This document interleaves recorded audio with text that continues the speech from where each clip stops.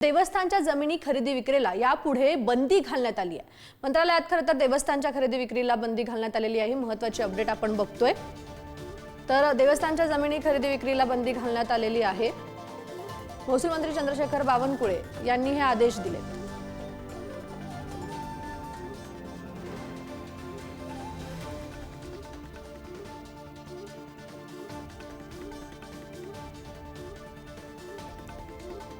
महत्त्वाची बातमी आपण बघतोय। महसूल मंत्री चंद्रशेखर बावनकुळे यांनी हे आदेश दिलेले आहेत।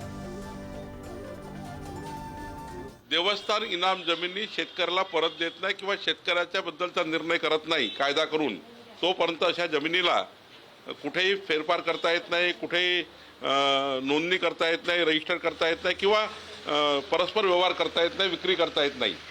परंतु महाराष्ट्रामध्ये काही तक्रारी मला आल्या आहेत आणि म्हणून काल महसूल खात्याने निर्णय घेतला आहे की जोपर्यंत देवस्थान इनाम जमिनी आपण शेतकऱ्यांना देण्याकरता कायदा आणत नाही सभागृहात आणि तो कायदा मंजूर होत नाही, तोपर्यंत कुठल्याही देवस्थान इनाम जमिनी जर कोणी परस्पर खरेदी केल्या तर त्या सर्व व्यवहार रद्द केले जातील। पश्चिम महाराष्ट्र देवस्थान समिती अंतर्गत असणारी जी मंदिर आहेत त्यामध्ये मुख्यतः आपलं श्री महालक्ष्मी अंबाबाई मातेचं मंदिर आहे, ज्योतिबा केदारलिंगाचं मंदिर आहे आणि इतर सर्व मंदिरामध्ये भाविकांनी येताना तोकड्या कपड्यामध्ये येऊ नये। आपला जो पारंपरिक वेशभूषा आहे किंवा जे आपले जे कपडे जे रेग्युलर जे आपले वस्त्र आहेत त्या वस्त्र परिधान करूनच यावं, कोणत्या पद्धतीने तोकड्या कपड्यामध्ये येऊ नये अशा पद्धतीचं एक परिपत्रक सुद्धा इश्यू करण्यात आलेलं आहे।